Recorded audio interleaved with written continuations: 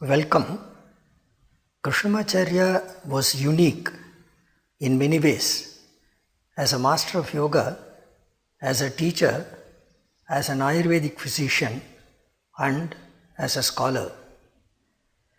In the West, Krishnamacharya is mostly known for his contribution to the revival of the more physically oriented disciplines and practices of Hatha Yoga. Therefore, he is often referred to as the father of modern yoga.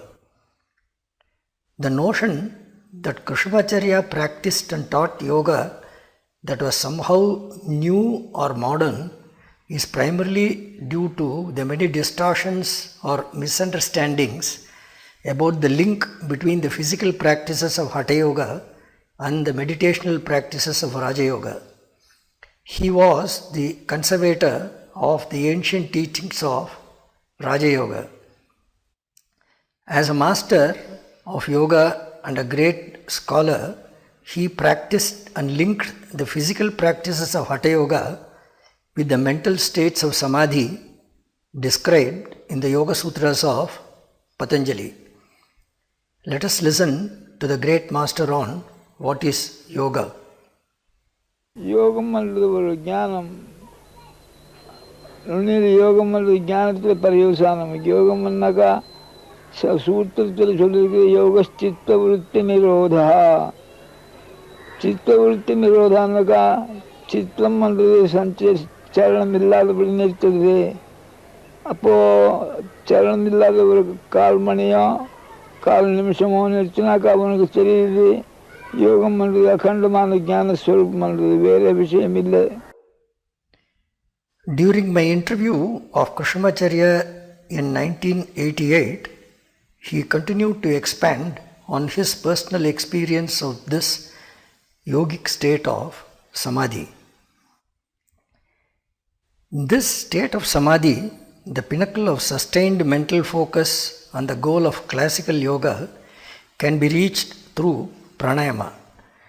Krishnamacharya used to say that pranayama is critical among the 8 limbs of yoga. The practice of pranayama is preceded by the practice of the mudras and the practice of the asanas. These are truly amazing photos of the great master. In addition to his mastery of asanas, Krishnamacharya was able to bring the involuntary functions of the body like the heartbeat under voluntary control.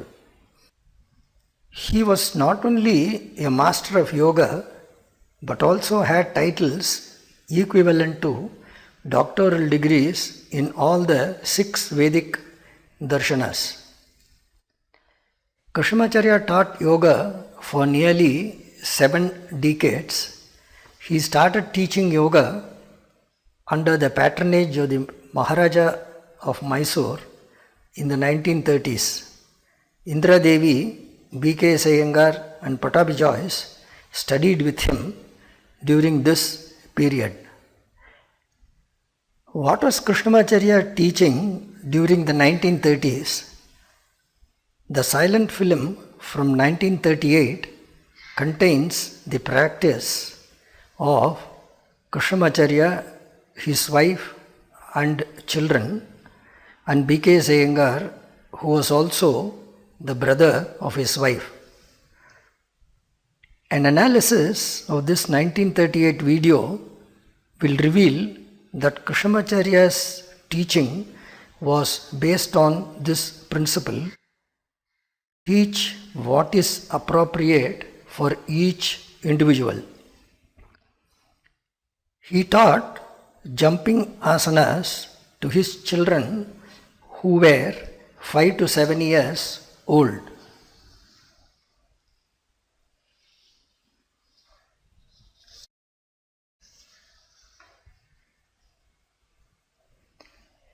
In an interview, B.K. Iyengar recalled that Krishnamacharya taught vigorous jumping movements to him.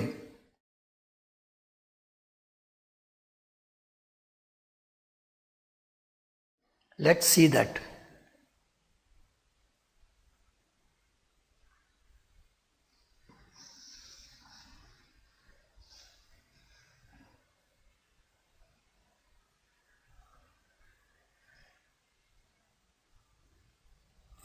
The Acharya taught differently to his wife to strengthen the organs in the lower abdomen. Although his wife and Iyengar were almost the same age, Krishnamacharya taught them very differently. He did not teach deep backbends to his wife.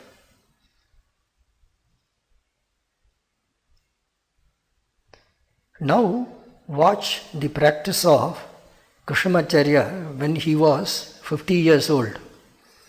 Although it appears as if he is doing just headstand, he was actually practicing the Viparita Karani Mudra, which involves long, deep breathing and suspension of breath and bandhas with mental focus.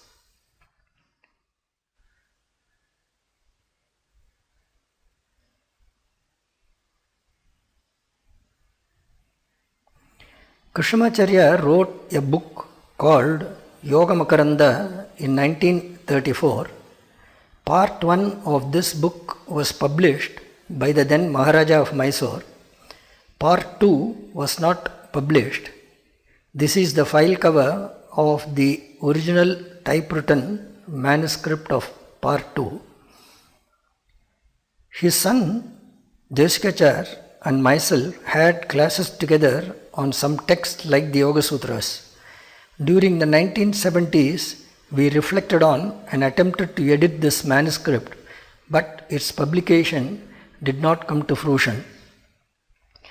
In Yoga Makaranda Part 2, the Acharya not only details the methodology for each asana, but also cautions against the use of force in the practice of asana. Currently, there are several misconceptions and confusions regarding the teaching of the Acharya. There is a notion, for instance, that he was innovating his teachings over a period of time. He did not. He always taught what was appropriate for each individual. The purpose and the capability of the person determined the practice. He always designed the practice depending on the person and the purpose. To a question on should the asana practice be done fast and why not, Krishnamacharya replied that fast movements and in turn fast breathing will disturb the flow of prana and will result in imbalances. Slow movements with long inhale and exhale will help with proper prana flow and mental focus. His personal practice was always with deep breathing and mental focus. Observe the position of his head, the lower abdomen, and his mental focus. He was always concentrated on the inner alignment through breath. According to Krishnamacharya, practice and knowledge must always go together. He used to say, practice without right knowledge of theory is blind. This is also because without right knowledge, one can mindfully do a wrong practice. He also did not mix up yoga and religion. As a Vaishnavite, he kept the wooden sandals of his religious guru. He did not keep the sandals of his yoga guru, Ram Mohana Brahmachari, and never asked his students to pay homage to his Vaishnavite lineage or the Padukas. There is only one yoga, the Yoga Sutras of Patanjali. This is also known as Raja Yoga. Hatha Yoga, Laya Yoga and Mantra Yoga each have 4 steps. they involve the practice of some of the 8 limbs of the Yoga Sutras, like the Yamas and Niyamas. They merge into the 6th limb of yoga, Dharana, which leads to Samadhi. Krishnamacharya, with his depth of knowledge and practice, was clear of these connections. In the 1930s, Krishnamacharya tried to resolve the prevailing confusions among the then yoga luminaries. He later recalled, in 1933 through 1937, some people were talking about different varieties of yoga like Hatha Yoga, Raja Yoga and Kundalini Yoga. Some said that the Kriyas were the most important and that was true yoga. I was in the yoga school in Mysore under the patronage of the king. I wrote letters to the well-known yoga teachers like Paramahamsa Yogananda, Kuvalayananda and Yogindra, saying that we should have a meeting and resolve such confusion. Eventually, however, no meeting took place and nothing came out of the correspondence. Currently, the confusions have become manifold with the addition of brands, labels, traditions and lineages. The goal of the physical practices of Hatha Yoga is to lead to the mental states of Samadhi described in the Yoga Sutras. Absence of knowledge of the connections and the practice has resulted in many confusions and distortions. The discernment that Krishnamacharya spoke of so many decades ago is even more important now. On November 18th, we celebrate his 125th birth anniversary. I vividly remember this day 25 years ago on his 100th birthday, as I was the convener of his centenary celebrations. Krishnamacharya would have been extremely happy that his tireless perseverance in propagating yoga has resulted in millions of people now practicing yoga around the world.